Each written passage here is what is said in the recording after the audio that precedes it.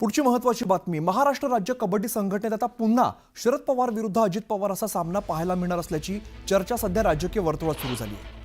कबड्डी संघटनेमध्ये काही लोकांनी चुकीचा मार्ग अवलंबलाय, तसंच संस्था मुठीत ठेवण्याचा प्रयत्न ते करतायत। त्यामुळे आता कबड्डीमध्ये मला पुन्हा लक्ष घालावं लागेल असा सूचक इशारा शरद पवारांनी दिलाय। राज्य कबड्डी संघटनेचे अजित पवार हे अध्यक्ष असून अजित पवारांच्या कार्यपद्धतीवरती थेट नाराजी शरद पवार यांनी व्यक्त केली आहे। त्यामुळे आता कबड्डी संघटनेत सुद्धा पवार विरुद्ध पवार असा सामना रंगण्याची दाट शक्यता आहे। मूळ कबड्डी आहे, हा गेम जो आहे, हा जो खेळ आहे, त्याच्याचं जे कसब आहे त्याच्यावर कुठेतरी आक्रमण होतं का काय असं त्या ठिकाणी दिसतं। म्हणून त्याच्यात लक्ष घालावं लागेल। मी जाहीरपणानं कबूल करतो की अलीकडे माझं लक्ष या कामात नव्हतं, पण एकंदर स्थिती ऐकल्यानंतर त्याच्यात लक्ष घालायची वेळ आलेली आहे आणि कबड्डीला जुने दिवस कसे येतील याची काळजी ती घ्यावी लागेल या निष्कर्षाची मी आहे। विरुद्ध शरद पवार असं दिसतंय का त्यामध्ये जिथं कुठं चुकीचं झालेलं असेल तिथं कारवाई झाली पाहिजे। मग ती तू कर किंवा आणखी कोणी दुसऱ्यांनी करावी। अहिल्यानगर जिल्ह्यातील शनी शिंगणापूर देवस्थान भ्रष्टाचारात माजी मंत्री शंकरराव गडाख यांचे कार्यकर्ते आहेत असा आरोप पालकमंत्री राधाकृष्ण विखे पाटील यांनी केलाय। दरम्यान तुम्हाला शनिदेवाच्या झोळीमध्ये हात घालण्याचं प्रायश्चित्त मिळतंय, मंदिराचा पैसा तुम्हाला पुरत नाही का असं म्हणत विखे पाटलांनी गडाखांवरती निशाणा साधलाय। त्यांनी सुद्धा काही पथ्य पाळायला पाहिजे होती। जबाबदारीतून त्यांना बाजूला जाऊ शकत नाही। ही सगळी जी भ्रष्टाचाराची पालमुळं जी आहेत आणि त्याच्यामध्ये सहभागी झालेली लोक जे आहेत ते त्यांचेच कार्यकर्ते आहेत। म्हणजे देवस्थानचा सुद्धा पैसा तुम्हाला पुरायला तयार नाही। राजकारणामध्ये तुम्ही लोकांच्यामध्ये गेलं पाहिजे, जनाधार मिळवला पाहिजे, पण तुम्ही ज्या शनी महाराजांच्या तुम्ही पेटीत हात घातला, झोळीत हात घातला, त्याचं प्रायश्चित्त तुम्हाला आता मिळतं आहे। पण मला वाटतं त्यात काय राजकीय भूमिका काही नाही आहे। शेवटी तुम्ही आधिपत्याखाली तुमचा ट्रस्ट सुरू होता, आज त्या प्रत्येक भ्रष्टाचाराची उत्तरं तुम्हाला द्यायची आहे। तर या संदर्भातलीच एक विशेष बातमी बघूया। शनिदेवावरची भाविकांची श्रद्धा ही अपार आहे आणि त्यामुळे काही वर्षांपर्यंत ही आख्यायिका प्रसिद्ध होते की शनी शिंगणापुरातील घरांना कुलूप सुद्धा लावलं जात नाही। पण आज करोडो भाविकांचं श्रद्धास्थान असलेल्या शनी शिंगणापूर देवस्थानात 500 कोटींचा घोटाळा झाल्याची चर्चा होते। देवस्थानच्या विश्वासांनीच बनावट ॲप्स आणि पावत्या छापून भाविकांची लूट केल्याचा मुद्दा विधानसभेमध्ये उपस्थित केलाय आणि ज्यानंतर आता शनी शिंगणापूर मंदिर विश्वासांवरती सरकारचा कोप झाल्याचं बघायला मिळतंय। बघूया। शनी शिंगणापुरात 500 कोटींचा घोटाळा, बनावट ॲपद्वारे श्रद्धाळू भाविकांची लूट, अधिवेशनात सरकारचा विश्वासांवर कोप, मंदिराच्या अकाउंटमधनं दर महिन्याला त्यांच्या अकाउंटला पैसे जातात, घोटाळबाज विश्वासांमागे कारवाईचा फेरा, शनीच्या फेऱ्यातून बाहेर काढण्याच्या नावे भाविकांची बनावट ॲपद्वारे लूट करणाऱ्या शनी शिंगणापूरचे विश्वस्त आता कारवाईच्या फेऱ्यात सापडण्याची शक्यता आहे। कारण शनी शिंगणापूर देवस्थानात कोट्यावधींचा घोटाळा झाल्याचा आरोप नेवाशाचे स्थानिक आमदार विठ्ठल लंघेंनी केला। या ट्रस्टने पूजेसाठी लागणाऱ्या देणग्या त्या बनावट ॲपवरून स्वीकारल्याचा मुद्दा आमदारांनी विधानसभेत उपस्थित केला।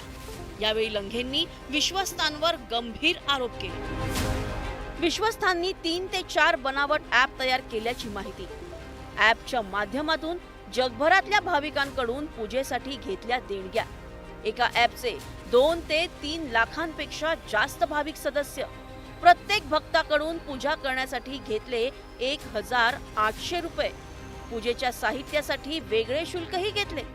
शनी शिंगणापूर देवस्थानमध्ये बोगस भरती, 2474 बोगस कर्मचारी दाखवले, देवस्थानाचे पैसे पगार म्हणून कार्यकर्त्यांच्या खात्यात वळवले, तेल विक्री खिडक्यांवर 8 ऐवजी दाखवले 352 कर्मचारी, देवस्थानाकडे 13 वाहनं असताना 163 कर्मचारी वाहनांवर असल्याचं दाखवलं, वाहनांवर प्रत्यक्षात केवळ 13 कर्मचारी आढळले। वृक्ष संवर्धन विभागात 83 कर्मचारी दाखवले. अशा वेगवेगळ्या माध्यमातून विश्वस्तांनी कोट्यावधी रुपयांचा घोटाळा केल्याचा आरोप लंघेंनी केलाय. अनेक बनावट ॲप करून त्याच्या माध्यमातून जवळजवळ 2 लाख लोकांना त्या ठिकाणी सदस्यत्व दिलं आणि प्रति सदस्य 1800 रुपये अशाप्रमाणे त्या ठिकाणी पैसे घेतले गेल्याचा त्या ठिकाणी प्रथमदर्शनी दिसून येतं. आणि म्हणून तो मुद्दा मी काल त्या ठिकाणी सभागृहामध्ये उपस्थित केला. काही कर्मचारी आणि काही पुजारी त्यामध्ये सहभागी असल्याचं त्या ठिकाणी दिसून येतं आणि म्हणून तो मुद्दा मी पहिल्यांदा उपस्थित केला. तर भाजप आमदार सुरेश धस यांनीही शनी शिंगणापूर देवस्थानात 500 कोटींचा घोटाळा झाल्याचा आरोप केलाय. अध्यक्ष महोदय, लंगे साहेब म्हणतायत इथं 39 कोटीचा घोटाळा म्हणतायत, ते बोलताना 100 कोटीचा घोटाळा. ह्या सगळ्या ॲपची आणि एकूण भक्तगण आणि त्याला पैशाने गुणलं तर 500 कोटीपेक्षा जास्त पैसे ह्या ॲपमध्ये जमा झालेले आहेत. अध्यक्ष महोदय, थेट विधानसभेत शनी शिंगणापूर देवस्थानातील विश्वस्तांचा भांडाफोड झाला. त्यामुळे भाविकांचं श्रद्धास्थान असलेल्या शनी शिंगणापुरातच विश्वस्तांनी भ्रष्टाचाराचा कोप केल्यानं भाविकांच्या विश्वासाला तडा गेलाय. ते लुटण्याची पद्धत इतकी खतरनाक होती की जी व्यक्ती या जगात अस्तित्वातच नाही अशा व्यक्तींच्या नावाने ते लोकांना परमानंट ऑर्डर काढण्यात आले. ते 2-2 वर्ष हजर दाखवले, त्यांच्या नावावर पेमेंट घेतलं आणि त्यांना पुन्हा कामावरून काढण्यास सुद्धा पत्र असे यांच्याकडून देवस्थानकडून जाहीर करण्यात आलं. मग ॲपच्या माध्यमातून आपण बघितलं की शेकडो कोटीचा भ्रष्टाचार. भाविकाला सांगण्यात आलं की तुमची आम्ही पूजा करू, तुमच्या तेलाचा डबा होऊ. एका दिवशी 3-3 हजार 4-4 हजार लोक तेलाच्या डब्यासाठी पैसे टाकत होते आणि हे एकच डबा तेलाचा वाहून 4000 लोकांना तिचा व्हिडिओ पाठवत होते. इस्लामिक आक्रमण आणि इंग्रजांचं आक्रमण गेल्याच्या नंतर कुठंतरी हिंदू मंदिरं आकार घेत होती आणि आकार घेण्याच्या याच्यामध्येच हे जे विश्वस्त मंडळ असतील आजच्या काळातले हे परत लुटायची ही त्यांची मानसिकता तयार झालेली आहे आणि कुठंतरी प्रशासनाने यांच्यावर कठोर कारवाई केली पाहिजे. शनी शिंगणापूर देवस्थानामधील या कथित घोटाळा प्रकरणी आता विश्वस्त कारवाई फेऱ्यात अडकल्याचं पाहायला मिळतंय. कारण मुख्यमंत्र्यांनी आता विश्वस्त मंडळ बरखास्त करत विश्वस्तांच्या बेहिशेबी संपत्तीची चौकशी करण्याचे आदेश दिले. त्या कमिटीच्या संदर्भातली अंतिम सुनावणी ही चॅरिटी कमिशनर या ठिकाणी घेत आहेत. त्यामुळे त्यांच्या नियमानुसार ते योग्य कारवाई त्याच्यावर करतील. पण लॉ अँड ज्युडिशरीला मी या ठिकाणी असे आदेश दिले आहेत की यांच्यावर FIR दाखल करा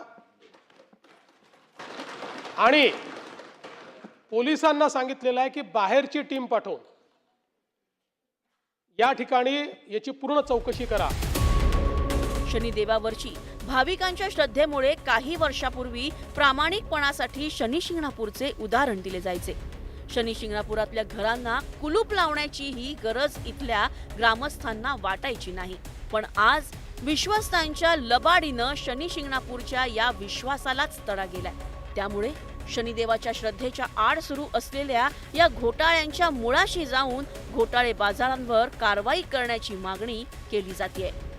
शनी शिंगणापूरहून हरीश दिमोटेसह शरद जाधव, न्यूज 18 लोकमत, मुंबई. पुढच्या बातमीकडे वळूया. राज्याचे उपमुख्यमंत्री अजित पवारांनी पहाटेपासून हिंजवडीच्या IT पार्क परिसरामध्ये पाहणी केलेली आहे. पहाटे 6 पासूनच अजित पवार IT पार्क हिंजवडीत विविध समस्या सोडवण्यासाठी रस्त्यावरती उतरलेत. तर सरकारी रस्ता अडवणाऱ्या व्यक्तींवर सरकारी कामात अडथळा आणल्याप्रकरणी 353 कलमानुसार गुन्हे दाखल करा असा स्पष्ट आदेशच PMRD आणि संबंधित प्रशासनाला अजित पवारांनी दिलाय. रस्त्याला विरोध करणाऱ्या स्थानिकांना मोबदला देऊ असं अजित पवारांनी यावेळेला सांगितलंय. तर दुसरीकडे हिंजवडी मेट्रो परिसरात सुद्धा त्यांनी पाहणी केली आहे. पाहणीनंतर हिंजवडी मेट्रो रॅम्प हा वाहतूक कोंडीत भर घालेल एवढी गोष्ट कळत नाही का असा थेट सवाल करत अजितदादांनी अधिकाऱ्यांची कानउघडणी केली आहे. तसंच या संदर्भामध्ये पर्याय शोधण्याच्या सूचना सुद्धा त्यांनी दिल्या. जो लक्ष्मी चौक आहे तिथं वाहतुकीची कोंडी होते म्हणून भक्तिशक्ती चौक आहे तिथं जसं आपण फ्लायओव्हर केलेला आहे तशा प्रकारचा फ्लायओव्हरचा डिझाईन तिथं आपण लक्ष्मी चौकात करायला सांगितलेलं आहे. तिथं काही ठिकाणी अंडरपास आहेत, तिथं बरंचसं काम करण्याची गरज आहे. काही महत्त्वाचे रस्ते आहेत.